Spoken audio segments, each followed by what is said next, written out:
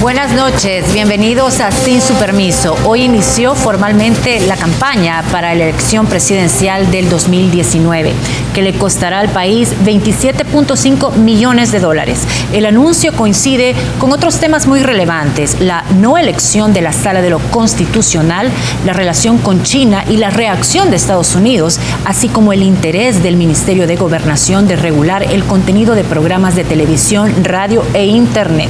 Sobre estos temas vamos a conversar con nuestros invitados, Claudia Ramírez, subjefa de información de la prensa gráfica, y Gabriel Labrador, periodista de El Faro.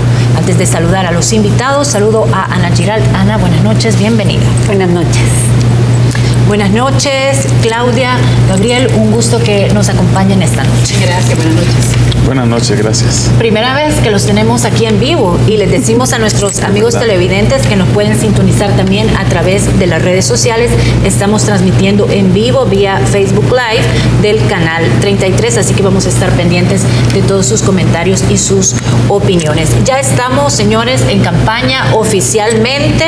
El presidente del Tribunal Supremo Electoral, Julio Olivo, dio un discurso. Escuchamos y vimos algunos cadenas de televisión hace quizás una media hora, 45 minutos. Y dijo muchas cosas. Tenemos ya preparada una nota de teleprensa que vamos a compartir y luego de la nota regresamos aquí al set principal para analizar un poco las declaraciones. Y por una gracia del destino, se han marchado para siempre los magistrados de la Sala de lo Constitucional. Julio Olivo inició el evento haciendo críticas contra los ex magistrados de la Sala de lo Constitucional, ya que según él muchas de las reformas afectaron el sistema electoral. Y a sentencias en materia electoral, a las cuales a petición cordial de algunos magistrados del TSE, ya no me referiré, son dignas de ser colgadas en un museo del error o del horror constitucional. Los señalamientos los hizo durante la convocatoria a elecciones que permite a los partidos políticos inscribir candidatos e iniciar la campaña electoral. Implica todo un proceso de planificación, organización y ejecución de 15 grandes programas y más de 25 subprogramas que conforman el Plan General de Elecciones. Bueno, fechas claves, por decirlo así, la más importante es la de la inscripción de los candidatos. Esta termina el 5 de noviembre. Tenemos también lo de la JGRB que terminan el 5 de octubre. Los magistrados del ente colegiado también hablaron sobre otros temas como procesos por campaña adelantada y el no voto con DUI vencido. Yo siempre he sido de la posición de que el DUI no debería vencer para efectos electorales. Así he sido categórico desde hace más de 9 años que yo me expresé de esa manera. El DUI no debería de vencer, es un derecho constitucional que se le está violentando al ciudadano. Los representantes de los partidos políticos dijeron estar listos para llevar a cabo una campaña de altura. Para Teleprensa Canal 33, Alonso Castillo. Claudia, iniciamos contigo a través de estas declaraciones y la conferencia que dio el presidente del Tribunal Supremo Electoral. Están convocadas ya las elecciones presidenciales, pero en ese discurso llama o no llama la atención tanta alusión, podríamos decir, no feliz a los ex magistrados de la Sala de lo Constitucional, llamando que sus sentencias deberían de estar en el Museo del Horror, por comentar una de las muchas alusiones que hicieron.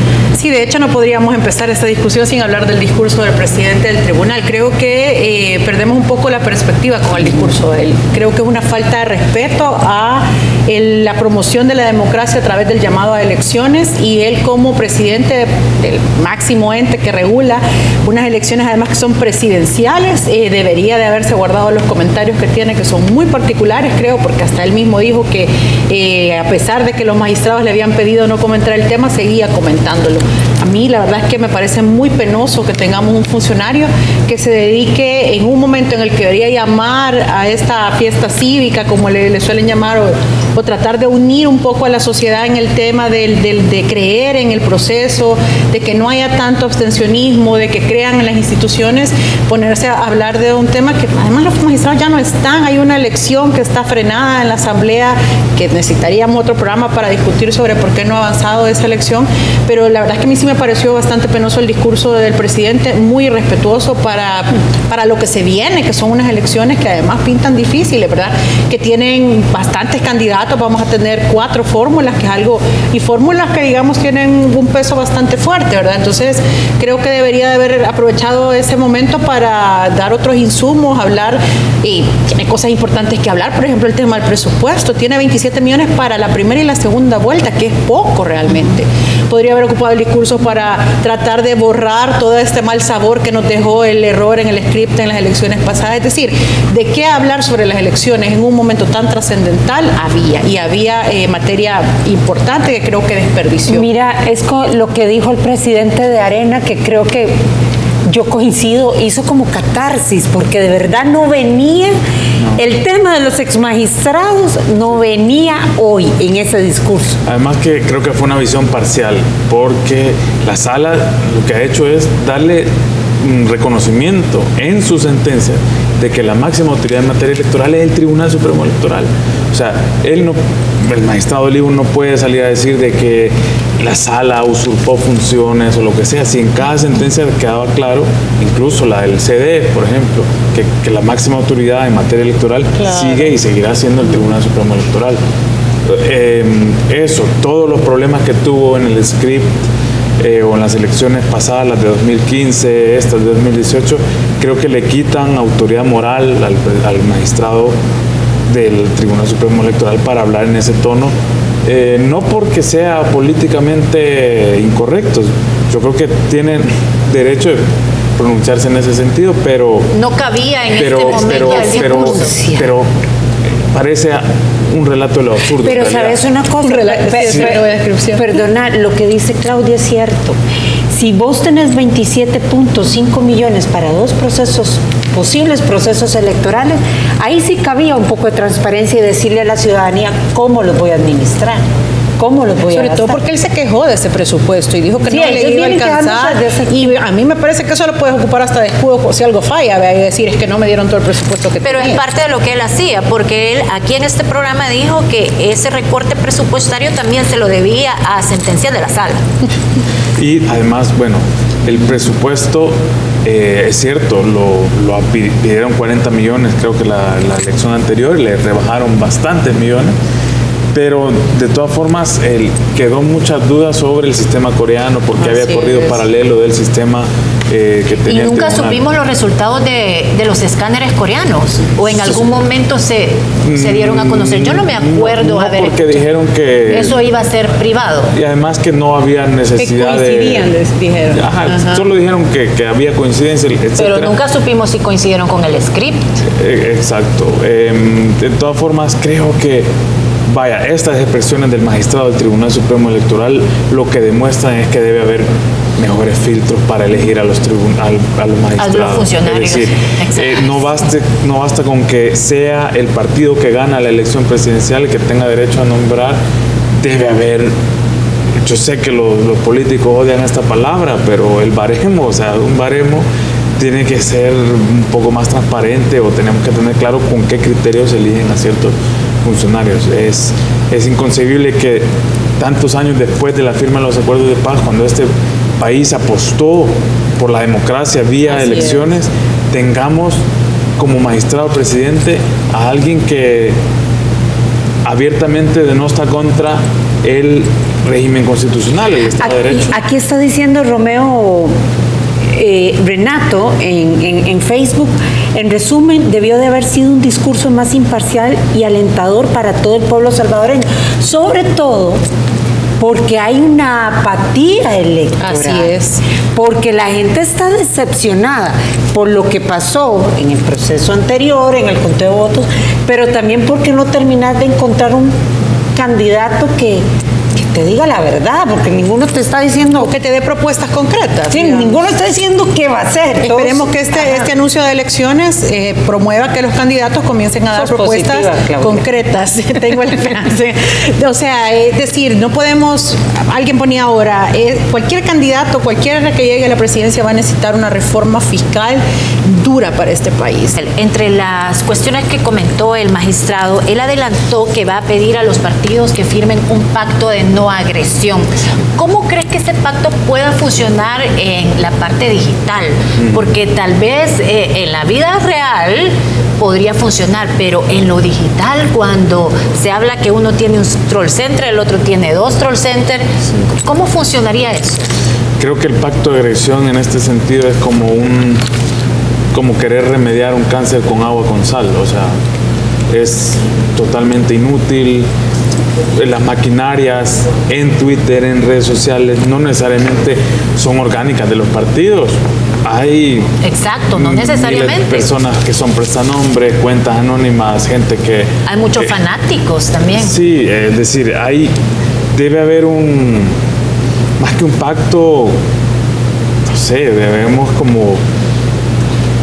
Si hubiera una campaña alterna, positiva, propositiva, con argumentos, divertida pero inteligente, no, o sea, aunque hubiera una campaña negra, esta cobraría menos relevancia, pero el problema es que no hay una alternativa de campaña real. Porque las campañas que estamos viendo es lo mismo de todas las campañas, no hay algo que vos digas, wow, aquí hay... Pero no en defensa de los partidos ni de los candidatos, la campaña empezó hace unas horas. Oficialmente, pero llevamos ya más de... No sé. Llevamos casi 2 años. No han podido presentar sus propuestas porque sería campaña, no han pedido... No, lo que no han hecho es pedir el voto, lo que han hecho es presentar propuestas todos los días en los periódicos, vemos, digamos, que sí, no voy a ver por el trabajo, por eso, sí, tiene razón. Es decir, hay llamados a que voy a hacer esto, voy a hacer lo otro, o sea, campaña sí ha habido, lo que no ha habido es llamado al voto. Creo que es un poco de hipocresía del sistema político pretender que lo que hemos tenido en estos meses anteriores no es campaña, pero en todo caso, este pacto de no agresión es también irónico que lo diga el magistrado, el mismo magistrado, que agrede a la Sala de lo Constitucional, como decía uno de mis colegas en Twitter.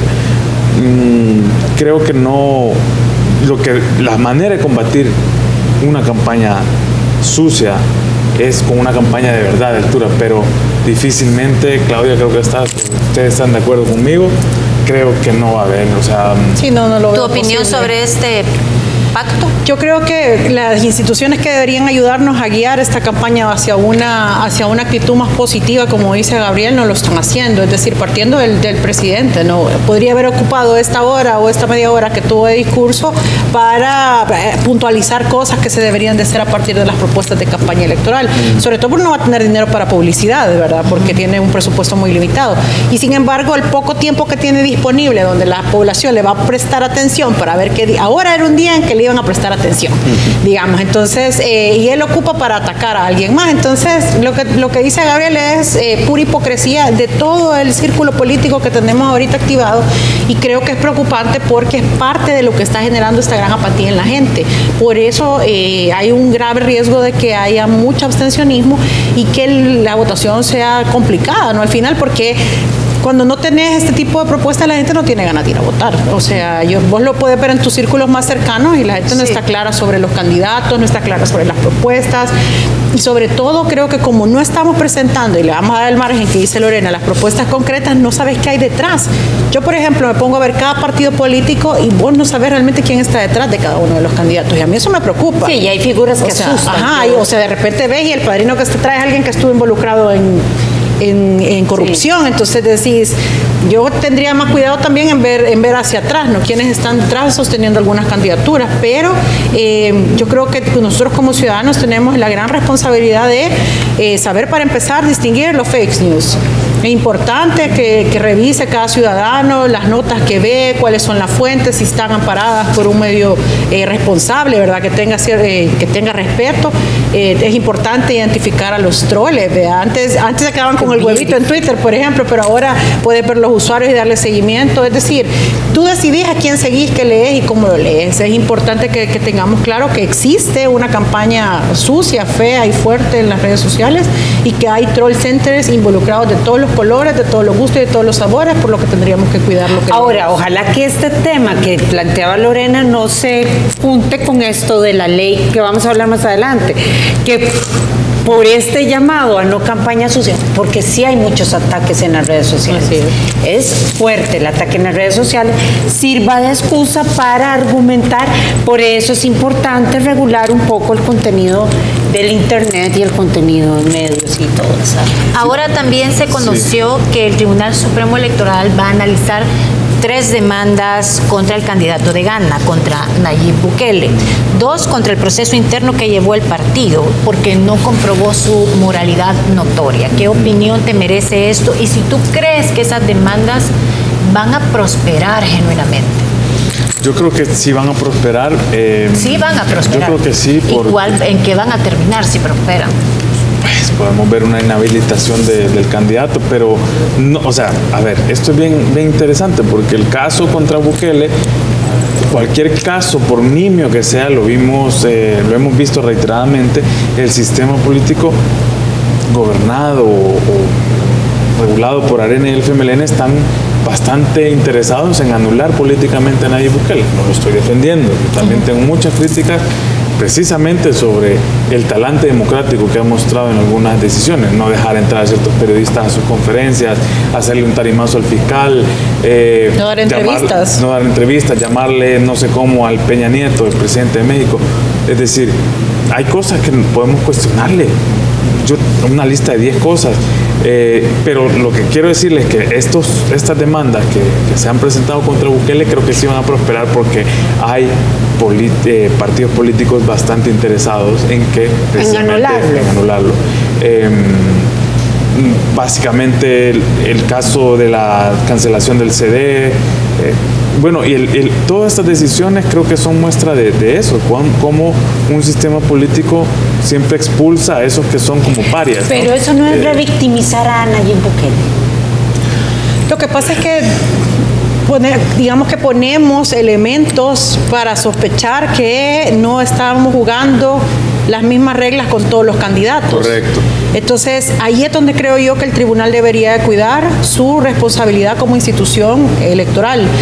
A mí, por ejemplo, lo del CD me dejó un muy mal sabor de boca. ¿Por qué? Porque pudieron haber resuelto antes, no en este momento, no cuando sabían que era como el último camino, creían ellos, porque yo pensé que no se iba a ir con ganas, pero el último camino para que el candidato se inscribiera. Entonces, a mí, de verdad, esas cosas no me gustan porque entonces abrí brechas para que creas que hay una campaña directa contra él. Y aunque no lo estés revictimizando, terminás revictimizándolo y convirtiendo un efecto totalmente contrario al que desearía. O sea, en el tema de Nayib Bukele, ahí sí Arena y el FMLN pueden lograr grandes coincidencias. Y lo han estado haciendo. Yo creo que justamente lo que mencionaba Claudia es el meollo del asunto, el kit del asunto, que es que no aplican las mismas reglas a Nayib Bukele a otros personajes políticos. Ahora, yo te digo, el problema es que en estas 3 demandas que tiene debería haber un estudio a conciencia de si él o no faltó a las reglas. Exacto. El tema es que ya te queda la duda si lo van a hacer basado en las reglas y en las leyes o lo van a hacer por un tema político. Entonces, quienes son los seguidores de Nayib Bukele van a seguir insistiendo en que él es víctima de un complot político. ¿Por qué? Porque ya el tribunal le dio herramientas para decir que cancelan a última hora el CD, cuando tuvieron un año completo más para hacerlo y no lo hicieron. Cuando le entregaron credenciales como un diputado además. Entonces, realmente a mí, yo no sé si van a resolver o no sé cómo va a prosperar, pero el tema es que yo creo que deberían de ser un punto de honor de cómo van a tratar estas demandas para que realmente la gente confíe un poco en el proceso, ¿no? Y dejemos de poner a cualquier candidato de víctima, o sea, este no debería ser el caso. Si faltó a la ley, pues que cumpla con el proceso y que lo inhabilite. Pero que se documente el caso de una forma técnica y seria. Pero yo ahorita mismo no tendría la certeza de que lo vayan a hacer con suficiente, con legalismo, pues, si no sé, basados en qué. Intereses políticos, quizás. Yo solo quiero mencionar que estos casos de campaña adelantada que ya están contra el FMLN y Arena son una prueba de fuego, creo yo, para ver justamente la seriedad del Tribunal Supremo Electoral, de cómo lleva adelante los procesos de sanción o lo que sea cuando no se trata de Nayib Bukele. Mira, aquí dice Marcus Lyon, lo van a hacer más famoso y la gente lo va a apoyar con más razón. Esa es la tragedia un poco, que Nayib en realidad sin proponer digamos, algo concreto, algo medible, sencillamente está recogiendo. No está diciendo mucho. Sí, sencillamente está recogiendo el desencanto. O sea, él es el receptor, ese embudo donde llegan todos los desencantos habidos y por haber. Otro tema importante sobre la mesa es el tema de los debates presidenciales. ¿Creen ustedes que finalmente se lleve a cabo un debate entre los 4 candidatos? No lo sé, la verdad. Yo creo que Nayib nunca va a aceptar un debate. Ninguno, Claudia. No sé el resto, pero de él estoy seguro por el comportamiento constante que ha tenido sobre no ir a entrevistas, salvo algunas que él concede específicamente, y es casi siempre con los mismos periodistas. No va a programas de radio, no da entrevistas a periódicos. Es decir, preguntémonos a cualquiera de los periódicos que hay de circulación, a ninguno le da una entrevista. Entonces yo creería que él en particular siempre va a encontrar la razón para decir que no va. Yo creo que además los políticos en este país no les gustan los debates, no están preparados, no les interesan, y no tenemos históricamente ningún antecedente de debates, por lo menos de debates serios. Mi referente, digamos, son los debates que hay en las elecciones de Estados Unidos, que me parece que son bastante potables, ¿verdad? Dentro de todas las deficiencias que pueda tener, creo que es lo más potable que he visto, y no creo que aquí vayamos a tener políticos que se enfrenten a eso, porque lo que pasa es que estamos muy acostumbrados al ataque. Entonces, ¿en qué se va a convertir? ¿Cómo logras que alguien controle eso de una manera correcta? A mí me encantaría particularmente, porque podrías poner en el centro de la discusión temas específicos y pelotear con todos para saber por dónde va cada una de sus líneas. Pero si ustedes se acuerdan, el presidente Sánchez Serén no participaba en entrevistas, no concedía espacios a los medios, pero sí participó en los debates. Pero no fue aunque no fueron debates, fueron exposiciones, pero al final asistió. Sí, pero es que qué fácil es una exposición solo de ideas donde me escuchan, no les gusta lo que digo, pero nadie me puede rebatir. Pero la idea es rebatir. Sí, es un ambiente controlado. Un ambiente controlado es lo que le gusta a todos los candidatos. Y todos los políticos. Lo que creo que debería ocurrir es esa posibilidad de hacer un intercambio cruzado entre ellos, pero también debería haber un panel de expertos para temas, es decir, que lo pongan a prueba, o sea, financiamiento, ¿cómo va a financiar esa propuesta? Pero que tienen que responder sobre aquello que dijo en el año 2000 no sé cuánto. Es decir, no creo que haya un canal de televisión que quiera transmitirlo, para empezar, y luego no sé si ellos yo creo que sí hay canales que lo quisieran transmitir. Yo creo que no. ¿Por qué no? Claro porque que nunca lo han hecho, o sea. Pero porque ningún candidato ha aceptado ese debate. Ok, puede ser, sí. En todo caso, creo que algo bien importante es que ellos aprendan que es con ideas que se conquista la Aquí gente. en Sin Su Permiso lo transmitimos y lo aceptan. Ay, sí, yo feliz dirigiendo un debate. Me invitan, porque yo también. Aquí están los periodistas que lo van a contar. Excelente.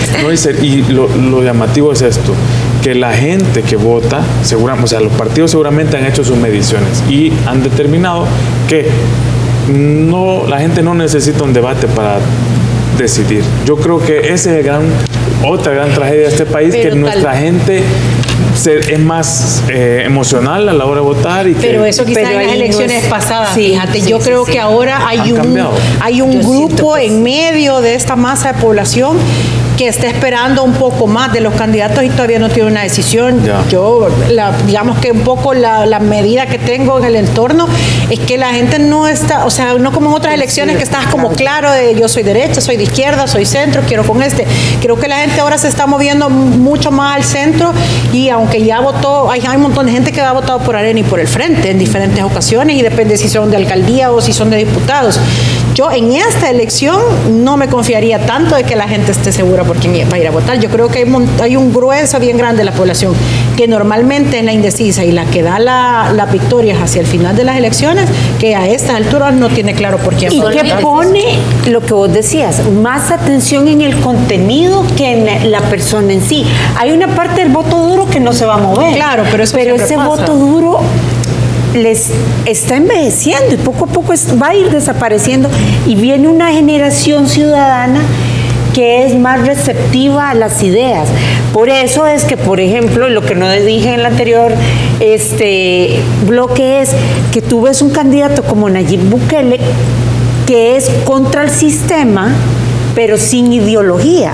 Y ves a votantes que no les está importando cuando la ideología es importante, porque te da el rumbo. Vos sabes si es ideología de izquierda o de derecha, sabes más o menos hacia dónde le puede apostar un gobierno.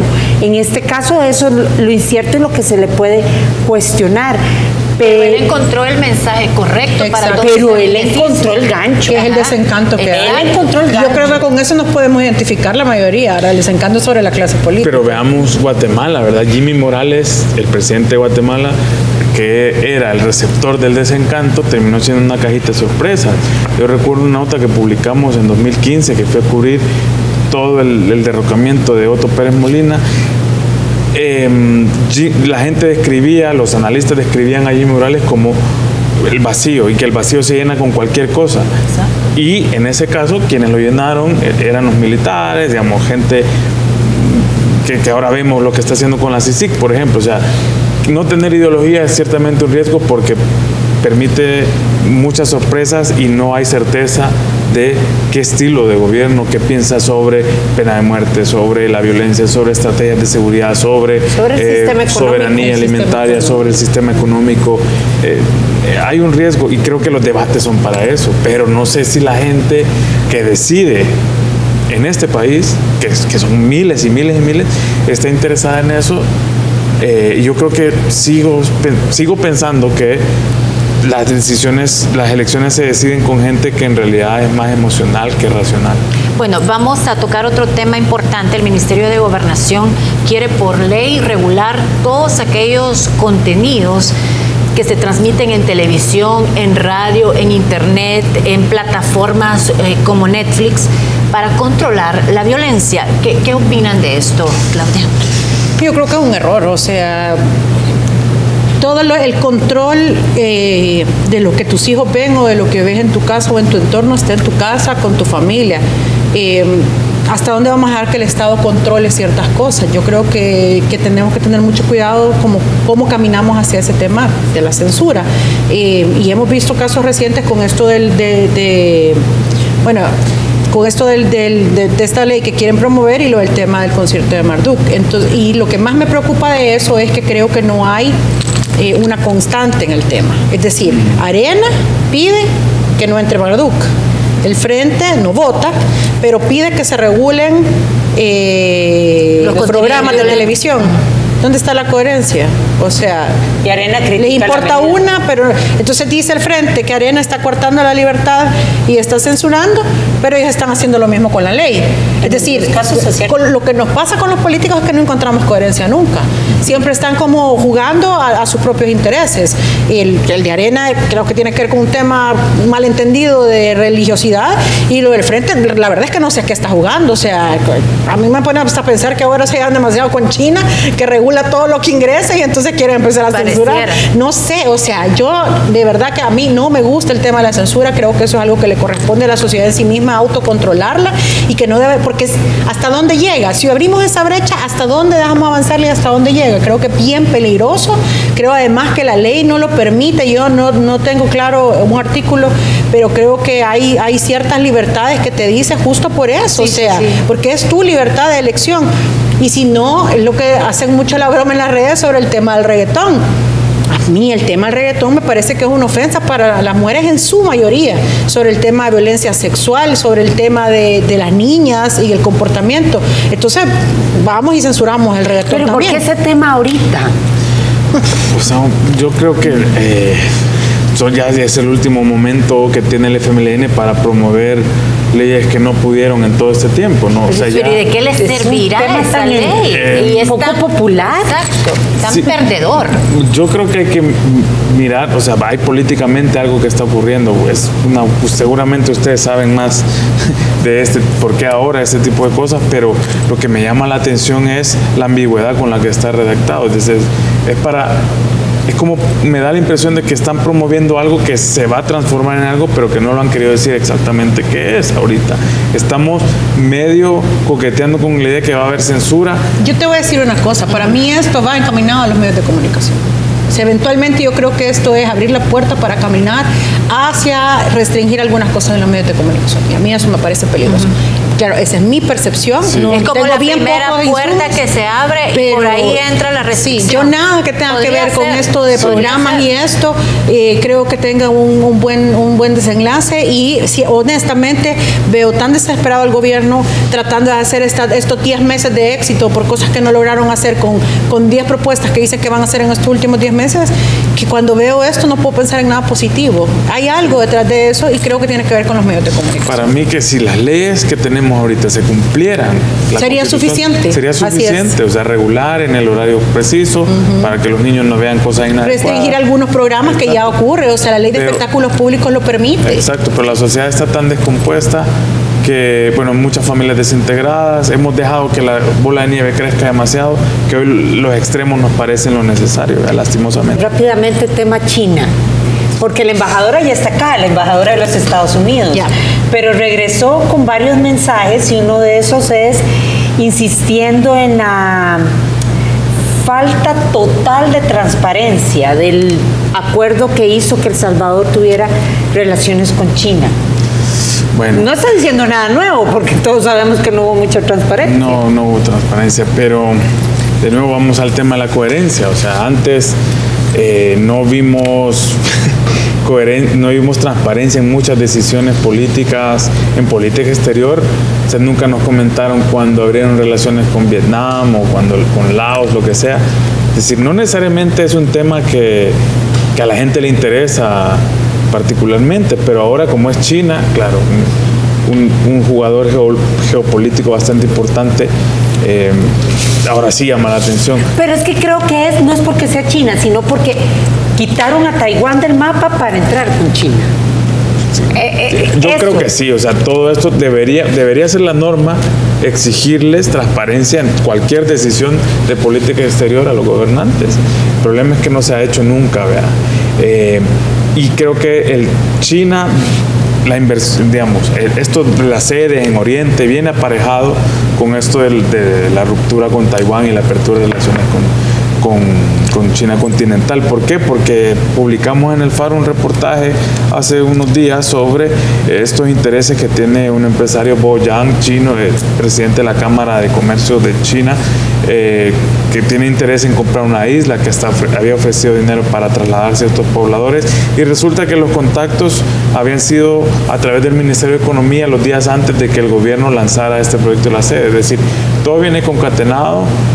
Y ciertamente hay decisiones que queremos conocer, o sea, cómo fue ese proceso de decidir que China iba a ser el nuevo aliado, sobre todo en momentos en que Venezuela, con su alianza con ALBA y todo eso, viene en declive desde hace algún tiempo, y yo lo primero que imaginé, esto es una opinión, fue que, bueno, China era el nuevo sustituto, ¿no?, para, digamos, financiar de alguna manera los intereses políticos. Ahora que tocas Venezuela, Claudia, Estados Unidos, porque decía la embajadora, bueno, Estados Unidos tiene derecho a analizar lo que hizo El Salvador, tiene derecho también a analizar cómo El Salvador se ha inclinado por otras coyunturas, que es Venezuela, Nicaragua y Cuba, y lo vimos en la semana pasada lo que dijo el presidente ante la ONU, que defendió a esos 3 países, que habló por esos 3 países.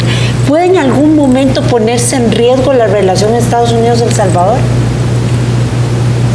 No sé a qué nivel, pero creería que sí. Es decir, no podemos olvidar que Estados Unidos es uno de nuestros principales socios en un montón de proyectos, solo el Fomilenio, el segundo Fomilenio, la cantidad de dinero que ha significado para el país, y han sido en gobiernos diferentes logros para los gobiernos el haber logrado estos fondos. Yo creo que Estados Unidos tiene derecho a por lo menos dejar deslizar. Hoy creo que se le fue lo polite a la embajadora y nos dijo con todas sus guías las cosas que le molestan. Es decir, ahora puntualizó no solo que la negociación fue oscura, no solo que ni siquiera dejaron que Taiwán se quedara ni nos dijera adiós, ¿verdad? O sea, lo sacaron por la puerta de atrás y adiós. Lo tercero es esta constante digamos, insistencia de El Salvador de apoyar a Nicaragua, que está claramente violando derechos humanos y está en un estado de represión bien fuerte, y del apoyo a Venezuela. Es decir, nosotros no podemos obviar eso. A la larga, Estados Unidos jala con un montón de aliados que espera que estén de su lado. Y por eso trabaja con ellos. Y tú no le puedes reclamar que nos reclame a nosotros porque nos ha dado apoyo en aras de que seamos su aliado en alguna forma, ¿verdad? Yo creo que ellos no nos pueden decir que no lo hagamos, pero puede retirar proyectos, puede retirar visas. Ahora la embajadora dijo que retiró visas a corruptos, aunque no quiso dar nombres. Uno puede sospechar de algunos, pero ahí lo vamos a dar. Pero creo que es importante. A mí sí, realmente... como nadie más lo va a decir en este momento, creo que es importante lo que ellos dicen, y es que la forma oscura en la que se negoció con China, que lo que ha hecho China en los otros países con sus proyectos y cómo ha manejado el tema económico y el tema de contratación de personas para sus proyectos, sí debería de preocuparnos. O sea, China no es un operador sencillo, ni es Vietnam. O sea, es alguien que está tratando de establecer un poderío también militar en ciertas zonas. No es antojadizo que República Dominicana ya tenga relaciones con China, que Panamá ya tenga relaciones con China. O sea, si tú lo ves, está sobre América Latina y nosotros tenemos una posición privilegiada. O sea, podemos importar poco por un montón de cosas, pero estamos en una posición privilegiada en el centro de América Latina, ¿no?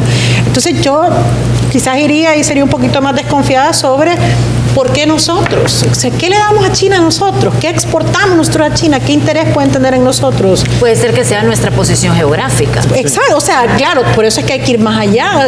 Pensémoslo racionalmente, y hay algo más. O sea, nosotros no somos el gran país económico y productor que le vamos a significar.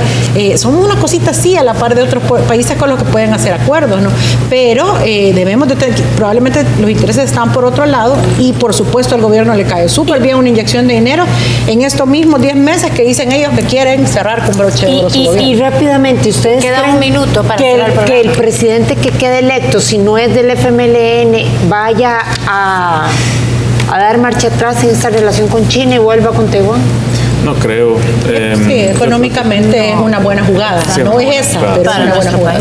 Yo creo que bueno, incluso a Trump, como critica a Rusia y ahí tiene negocio, lo que sea. Creo que es una buena estrategia mantenerse, y no creo que... Tal vez va a renegociar algunos acuerdos o algunos tratos, pero sí. O sea, no podemos negar que China es una de las economías más fuertes del mundo ahorita, y que claramente necesitamos tener relaciones con ellos.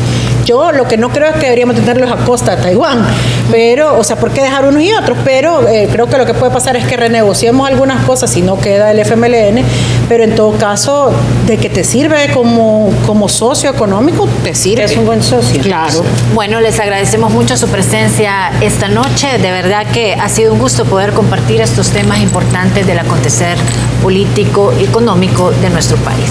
Gracias a ustedes. Gracias por la invitación. Buenas noches, Gabriel. Gracias, Claudia. Gracias. A ustedes, amigos televidentes, gracias por su sintonía. Los esperamos este viernes.